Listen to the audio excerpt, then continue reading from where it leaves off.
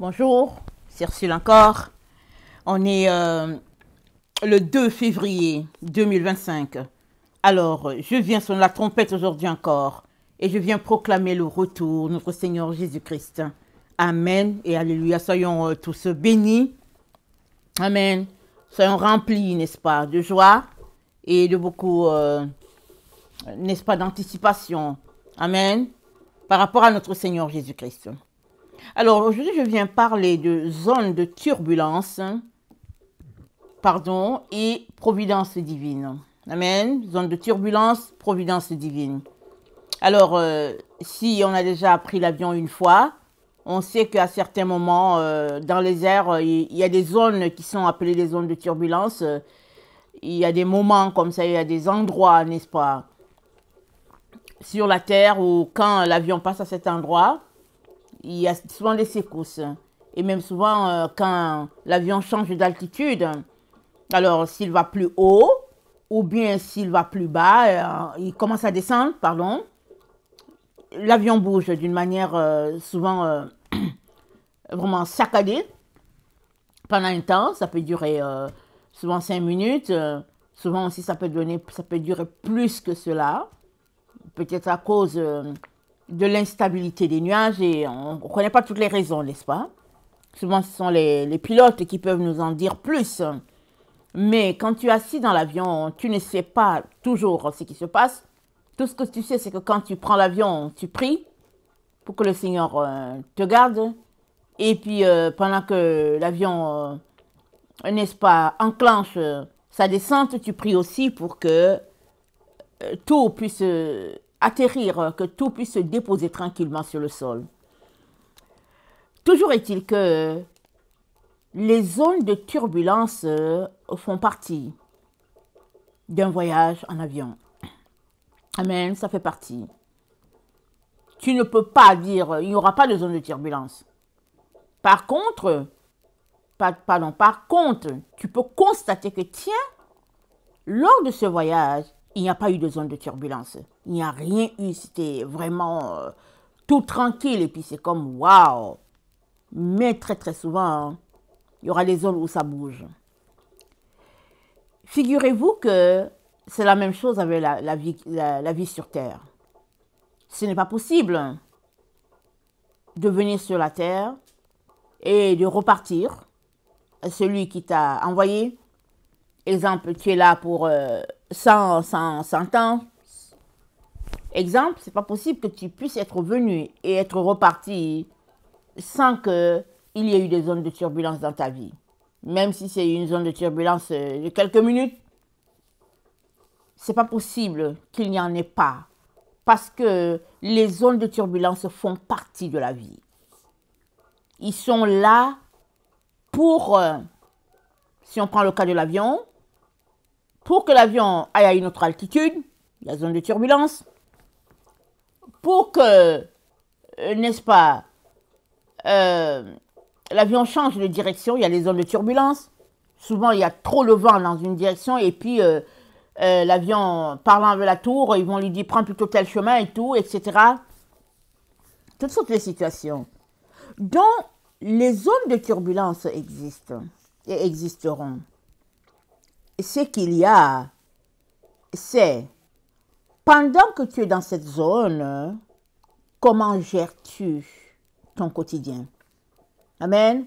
Alors, on a ici l'histoire des disciples de Jésus-Christ sur le chemin de Maïs. Amen. Ils ont été appelés les disciples sur le chemin de Maïs, Emmaüs. Alors, non loin de Jérusalem. Et on ne va pas lire tout le récit. Je vous encourage à le lire. C'est très, très intéressant. Ça, c'est un des passages qui m'a toujours fasciné depuis mon enfance. Toujours est-il qu'on va lire des parties. Ça commence à Luc 24, le verset 13, et puis ça finit au verset 35.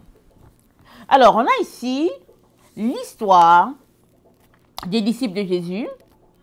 Alors, vous savez, Jésus-Christ, il avait beaucoup de disciples, mais souvent on entend juste parler des 12, et après 11, mais au fait, les disciples, il y en avait beaucoup. Il y avait les gens qui le suivaient, c'était les disciples de Christ. Il y avait aussi n'est-ce pas, ceux qui étaient là pour répandre la parole, comme les hommes, et les femmes étaient là, souvent pour soutenir financièrement, parce que c'est elles qui ont souvent les gros portefeuilles. Amen. Et puis, les grosses sommes. C'était des commerçantes. Et puis, bon, voilà. Alors, les disciples, marchant sur le chemin d'Emmaüs, nous sommes informés, au verset 17, Jésus-Christ leur dit, « Quels sont ces propos que vous échangez en marchant ?» Alors ils s'arrêtèrent, l'air sombre. Je suis en train de lire dans la version Taube. L'un d'eux, nommé Cléopas, lui répondit, « Tu es bien le seul à séjourner à Jérusalem qui n'ait pas appris ce qui s'y est passé ces jours-ci. » « Quoi non, leur dit Jésus. Ils lui répondirent, « Ce qui concerne Jésus de Nazareth, qui fut un prophète puissant en action et en parole devant Dieu et devant tout le peuple. Comment nos grands prêtres et nos chefs l'ont livré pour être condamné à mort et l'ont crucifié. Et nous espérions qu'il était celui qui allait délivrer Israël. Mais en plus de tout cela, voici le 3e jour que ces faits se sont passés. Toutefois, quelques femmes qui sont des nôtres nous ont bouleversés. S'étant rendues au grand matin au tombeau et n'ayant pas trouvé son corps, elles sont venues dire que elles ont eu une vision avec les anges et puis qui déclaraient que, au fait, ils lui déclaraient qu'il est vivant. Et puis, quelques-uns de nos compagnons sont allés au tombeau et ils ont trouvé que c'était conforme à ce que les femmes avaient dit, mais lui, ils ne l'ont pas vu. Et Jésus leur dit, « Esprit sans intelligence, cœur lent à croire tout ce qu'ont déclaré les prophètes, ne fallait-il pas que le Christ souffrit cela et qu'il entre dans sa gloire? Et commençant par Moïse et par tous les prophètes, il leur expliqua dans toutes les Écritures ce qui le concernait. » Amen. On va s'arrêter là pour le moment. Alors donc voici l'histoire, n'est-ce pas, de 2 personnes qui marchent, les disciples de Jésus. Et ils sont consternés, étonnés, et ils racontent leur désarroi devant la situation qu'on connaît, la crucifixion du Christ. Et ils ne comprennent pas que ce soit les leaders religieux eux-mêmes qui ont livré Jésus. Et voilà, 3 jours que ça demeure, ça dure. Ils disent, on espérait que c'est lui qui allait sauver Israël. Qu'espéraient-ils? Ils espéraient que Jésus-Christ serait là, au milieu d'eux, et il réglerait le problème qui était là, celui que les prêtres religieux entravaient le travail de Dieu. Les prêtres religieux étaient là, portant les fardeaux sur le peuple, c'est ça que Jésus-Christ leur a dit, et ils ne faisaient pas l'œuvre de Dieu. Jésus-Christ a démontré qu'il faisait l'œuvre de Dieu, il a guéri les malades, il a guéri la lèpre, il a ressuscité des morts, et puis il a fait des miracles à ne plus en finir. Tout le monde se disait, c'est lui, le fils de David, c'est lui qui doit venir. Alors, chacun s'imaginait des choses sur Jésus, et puis chacun faisait son plan par rapport à Jésus. Amen. Un peu quand Jésus-Christ a dit, un peu comme quand Jésus-Christ a dit qu'il allait mourir, la mère des fils de Zébédée, c'est-à-dire la mère de Jean et de Jacques, est allée voir Jésus pour dire que j'aimerais que mes 2 fils là que tu vois soient assis l'un à ta gauche, l'autre à ta droite. Parce que mes fils ont tout quitté, ils ont quitté le business. Excusez-moi de raconter. Ils ont quitté le business pour te servir. Maintenant que tu dis que tu t'en vas, alors on aimerait encore être des gagnants là, notre famille. J'aimerais que ces 2 là soient assis l'un à ta gauche, l'autre à ta droite. Et Jésus-Christ a répondu ce qu'il a répondu. Mais l'aspect que je veux présenter ici, c'est que chacun a fait les calculs sur Jésus. Comme Jean-Baptiste, il a été arrêté par Hérode, il était en prison, et puis,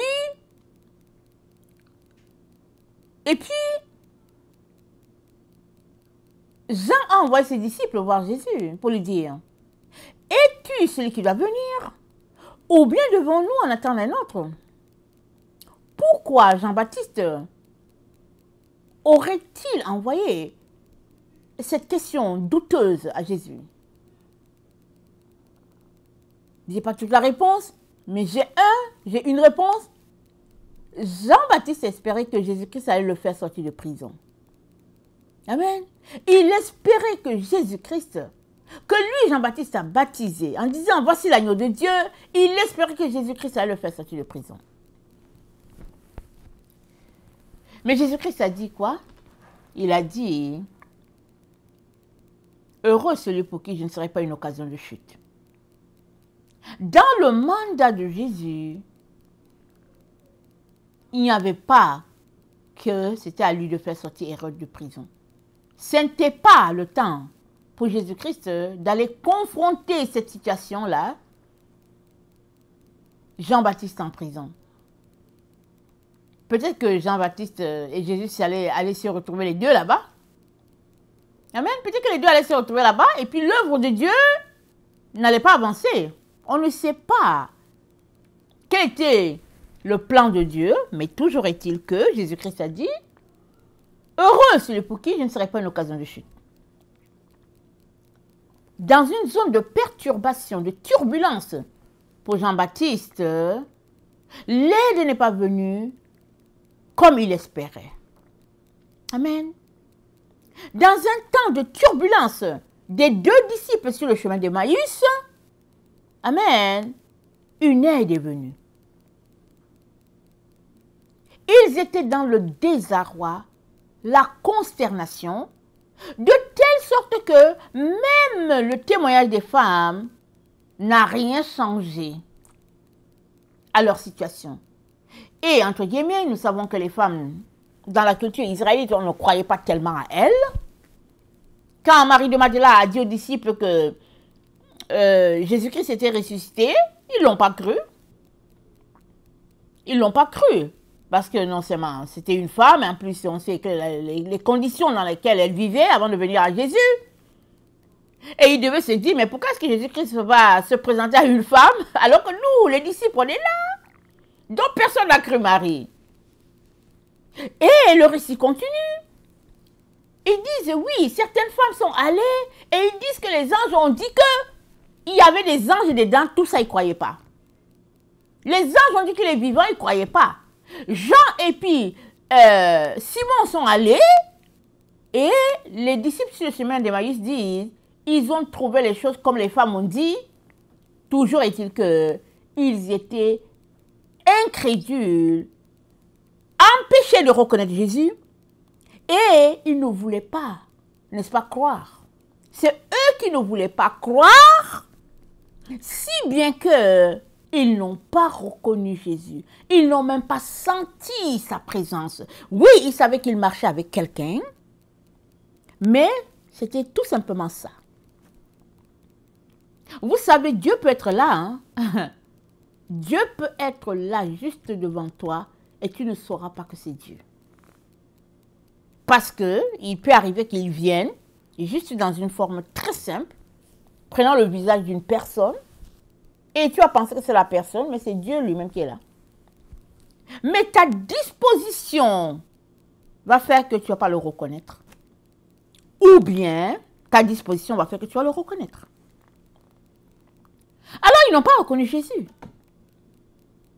Ils étaient déconcertés, découragés, incapables de réaliser que celui-là qui faisait des miracles est mort sur la croix, comme un brigand. Lui qui a ressuscité Lazare, qui a ressuscité, n'est-ce pas, le fils de la veuve, qu'on allait enterrer. Lui qui a fait des choses extraordinaires. Il a rendu les mains aux lépreux, c'est-à-dire il a guéri la lèpre.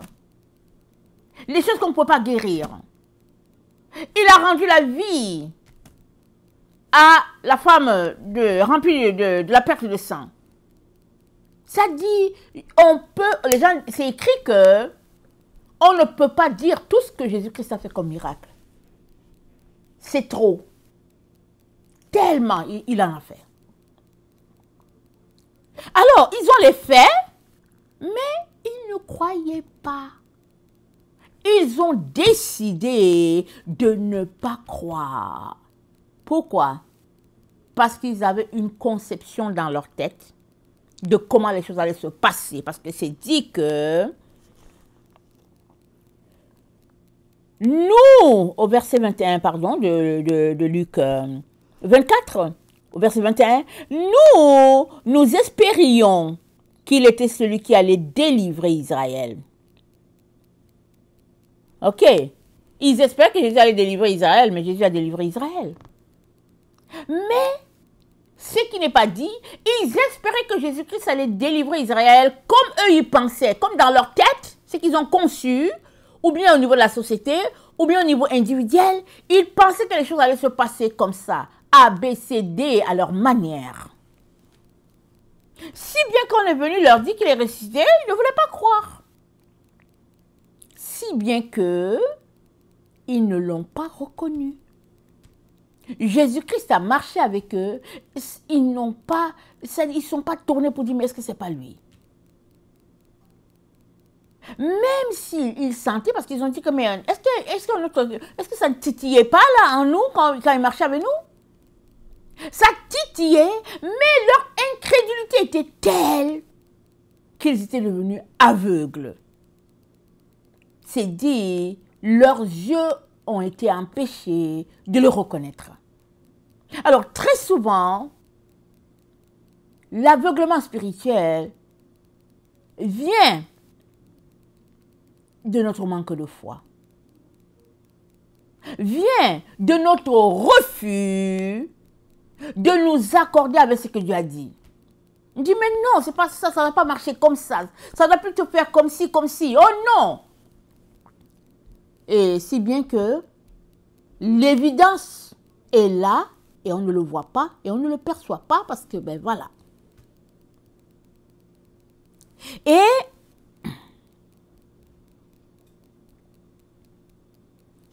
la zone de turbulence, n'est-ce pas, a ceci de particulier, c'est que tout devient sombre autour.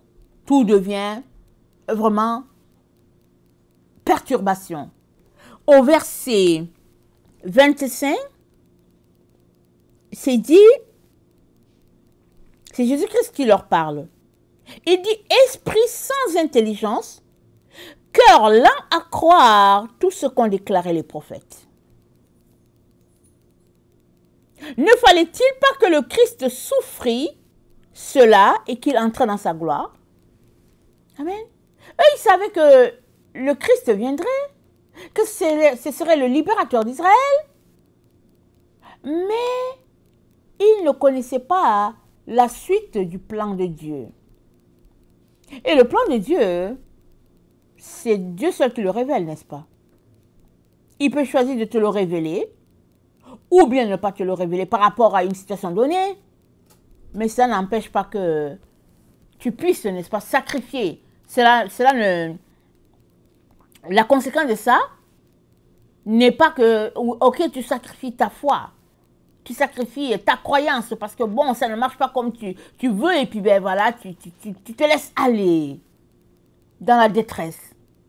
On voit qu'ils étaient dans la détresse, la confusion. Ils étaient dans leur zone de turbulence.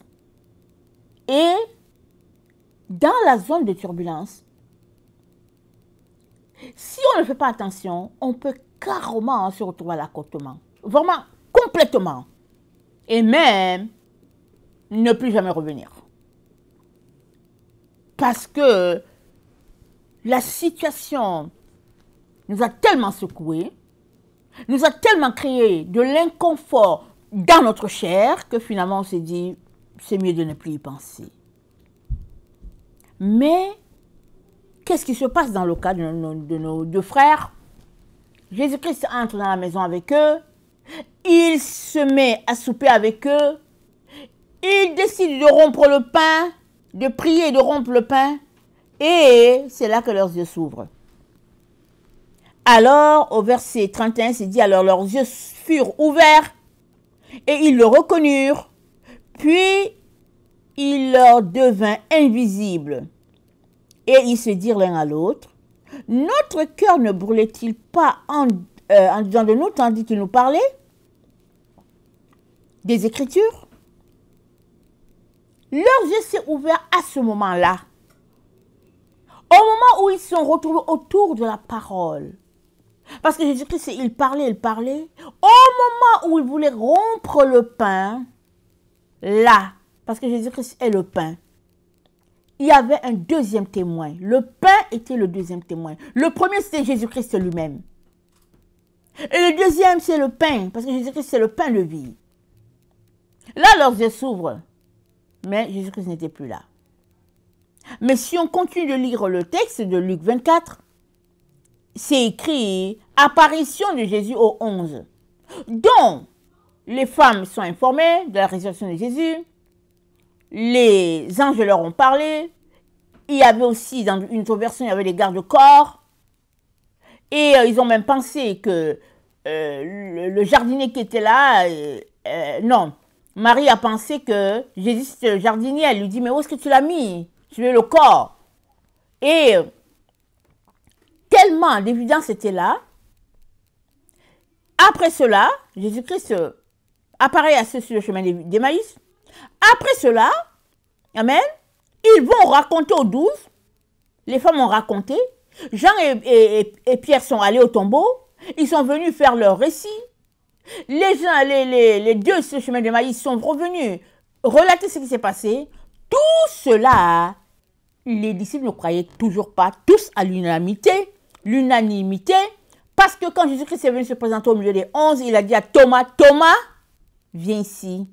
Mets tes mains ici, et puis ne doute plus.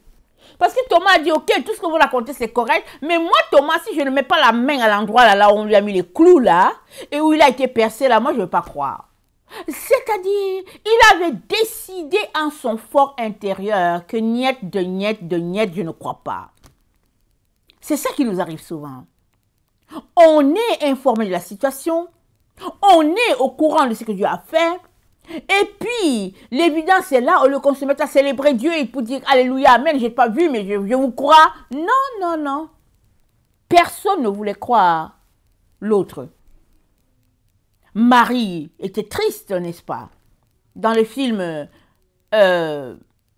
où on représente la crucifixion, on nous la présente en train de pleurer parce qu'elle ne croyait pas que ses frères ne voulaient pas la croire. Mais elle était là devant eux, racontant l'histoire, mais ils étaient là incrédules. Ils avaient leur religion, ils avaient leur conception de la vie, ils avaient leurs habitudes de penser, la dégradation des femmes. Il s'est dit, chacun était pris avec son propre problème dans une situation qui était d'une évidence, qui était claire et limpide. Jésus était ressuscité. C'est ça qui était clair. Les leaders religieux ont dit, ah non, ils ont payé les soldats, ils ont dit, faisons faire taire cette histoire. Il faut plus qu'on parle de cette histoire-là. Et chacun essayait de faire comme il pouvait pour que cette histoire ne soit plus relatée dans la ville.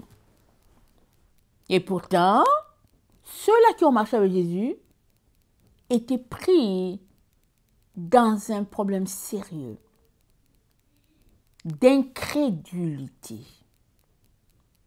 Alors, ils ne sont pas les seuls. 2000 ans plus tard, on est les bénéficiaires de ce que Dieu a fait. Et pourtant, plusieurs sont encore incrédules. Et même, alors qu'on marche avec lui, il y a des moments où on pose des actes d'incrédulité parce que tellement on se dit que ce n'est pas possible. Mais Dieu aimerait que dans nos zones de turbulence, Dieu aimerait être là, présent, comme il l'a été sur le chemin d'Emmaüs. On ne sait pas ce qui serait arrivé aux disciples là, ces deux-là, si Jésus-Christ ne se présentait pas à eux. Mais Jésus-Christ est l'homme, n'est-ce pas, qui est capable d'évaluer ta détresse au plus profond et est capable de venir à ton secours. Quel est ton niveau de détresse par rapport à la situation que tu traverses? Comment juges-tu ta situation? Une situation sans espoir? Ou bien une situation où tu vas trouver une solution pour toi-même pour régler ça? Une situation que tu vis comme Jean-Baptiste qui espérait que c'est Jésus qui allait faire ça pour lui. Jésus allait aller voir Hérode et puis le faire sortir. Rappelez-vous, Hérode, le frère de celui-là, je ne sais pas si c'est lui ou qui, en tout cas un de Hérode voulait tuer Jésus quand il était petit. La famille a dû fuir. Elle est allée en Égypte jusqu'à ce que Dieu dise à Joseph, retourne en Israël. Donc, Jésus est retourné en Israël. Donc, il y a une histoire avec cette famille-là, de Jésus à eux. Alors, Jésus n'allait pas aller se pointer là-bas, parce que, anyway, il était déjà fiché spirituellement, et puis il était fiché. Hérode a cherché l'enfant pour le tuer, et puis Hérode a tué plein d'enfants dans la ville, à cause de Jésus. Alors on pouvait dire, oh Dieu, mais c'est ton enfant, il est petit, il est tout mignon. Pourquoi est-ce que tu as permis qu'il fuit en Égypte et puis la souffrance? Mais tu aurais dû juste envoyer des gens et puis ils allaient régler la situation et puis ils allaient enlever Hérode et puis tatata et puis tatata et puis tatata. On a sur les solutions coulées sur du béton. Mais malgré la puissance de Dieu, il a dit à Joseph, lève-toi, prends l'enfant, fuis en Égypte. On peut s'arrêter pour dire, mais Dieu est puissant. Pourquoi est-ce que ce n'est que comme ça qu'il règle la situation? C'est parce que le Dieu, n'est-ce pas, qui nous a sauvés, c'est le Dieu qui vient dans notre faiblesse. Amen. Il ne vient pas avec ses gros sabots, ses grosses bottes, pour dire, ok, on va voir, on va les piétiner, on va les écraser, et puis on va, voilà, en finir avec eux. Non, il vient dans ta faiblesse. La faiblesse de Marie, Joseph avec leur enfant Jésus, c'est qu'ils avaient besoin d'aide. Ils avaient besoin de soutien, de secours. Et ils ne pouvaient dépendre que de Dieu et de Dieu seul. Et Dieu est venu, Dieu leur a dit, direction Égypte. Mais la situation, n'est-ce pas, des disciples d'Emmaüs, c'était une situation d'incrédulité créée par eux-mêmes. Ils ont refusé de croire toutes les versions que Dieu leur a portées. Mais Dieu est tellement amour, il est tellement bonté qu'il a dit, ok, bon, on va encore aller à eux. Moi-même, je vais aller à eux. Donc Jésus s'est mis à marcher avec eux, à les écouter, à leur parler des Écritures, à leur expliquer comment les choses devaient se passer. Il a fait tout ce chemin. Et s'est dit, il s'est mis à table avec eux, il prit du pain, prononça la bénédiction, le rompit, et le leur donna, et s'est dit, alors, leurs yeux furent ouverts, et ils le reconnurent, puis il leur devint invisible. Amen. Dès qu'ils ont reconnu Jésus, Jésus était devenu invisible. Alors, je ne sais pas quelle est ta situation. Peut-être espères-tu avoir la solution à ta situation hein, si Jésus-Christ se présentait en personne. Peut-être c'est ça que tu veux. Mais dis-toi que Jésus-Christ en personne n'est pas ici sur la terre. Il est dans la présence de Dieu. Par contre, tu peux être en relation étroite avec lui à tous les jours à travers le Saint-Esprit. Le Saint-Esprit est l'autre consolateur qui est là et qui ne veut que nous conduire, nous délivrer, nous aider dans nos zones de turbulence. Seul problème, as-tu en toi la manière que tu aimerais que la solution soit réglée? Si c'est ça, il se pourrait que ta situation ne soit jamais réglée. Parce que ce que tu aimerais que Dieu fasse de la manière que toi tu aimerais, ce ne sera pas ça. Et maintenant, dans une situation de turbulence, dans une zone de turbulence, il est important hein, de demeurer dans la louange, la prière, l'adoration, parce que ce n'est que comme ça que l'ennemi ne va pas venir perturber ce que Dieu a mis en toi. Parce que dans une zone de turbulence, tout ce que l'ennemi veut faire, c'est déstabiliser la foi des enfants de Dieu afin de régner sur eux. Alors, dans Marc, dans Acte 16,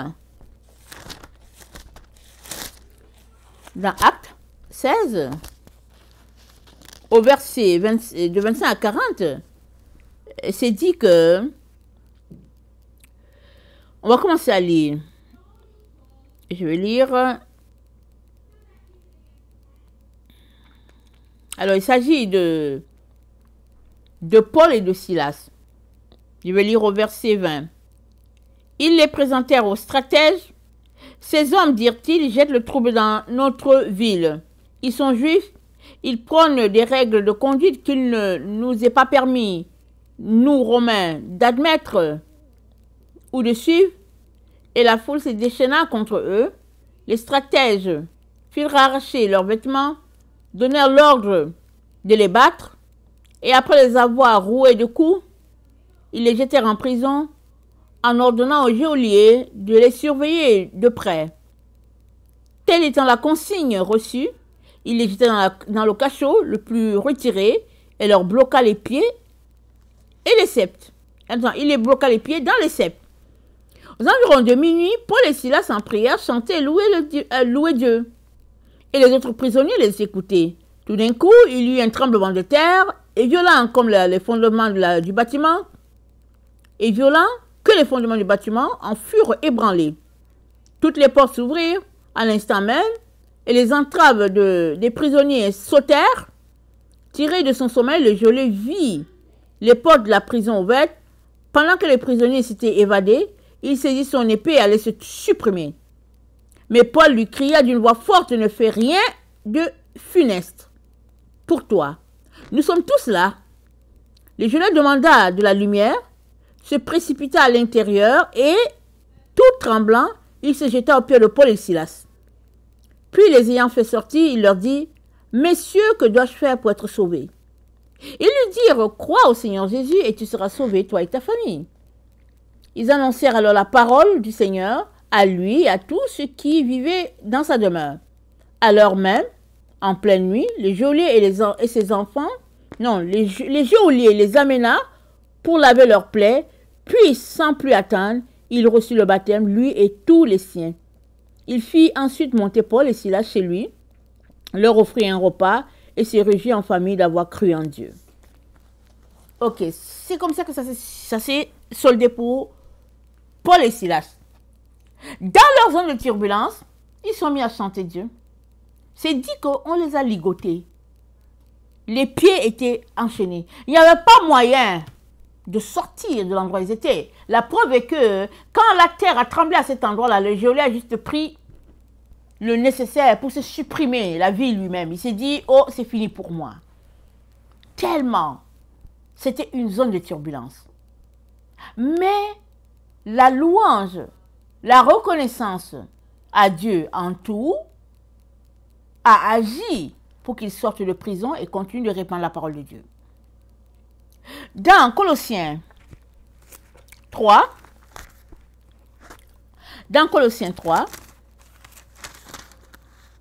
le verset 15, attendez, je vais lire à 14. Et par-dessus tout, revêtez l'amour, c'est le lien parfait. Que règne en vos cœurs la paix du Christ, à laquelle vous avez été appelés tous en un seul corps, vivez dans la reconnaissance. Que la parole de Christ habite parmi vous, dans toute sa richesse, instruisez-vous et avertissez-vous les uns les autres avec pleine sagesse. Chantez à Dieu dans vos cœurs, votre reconnaissance par les psaumes, des hymnes et des chants inspirés par l'Esprit. Tout ce que vous pouvez dire ou faire, faites-le au nom du Seigneur Jésus en rendant grâce par lui à Dieu le Père. Donc nous sommes encouragés à rendre grâce à Dieu en tout temps. Peu importe que la situation soit en notre faveur ou pas, on est appelé à rendre grâce à Dieu. Et l'issue des choses, c'est Dieu qui va les diriger. C'est ça que Dieu attend de nous, n'est-ce pas, alors qu'on est dans une zone de turbulence. Le reste, n'est-ce pas, c'est lui qui va piloter le dossier. Dans Philippiens 4, au verset 12, se dit, je sais vivre dans la gêne, je sais vivre dans l'abondance. J'ai appris en toutes circonstances et de toutes les manières à être rassasié comme à avoir faim, à vivre dans l'abondance comme dans le besoin. Je peux tout en celui qui me rend fort. Amen. Je puis tout en celui qui me rend fort. Nous pouvons tout en Christ qui nous fortifie et nous fortifiera encore.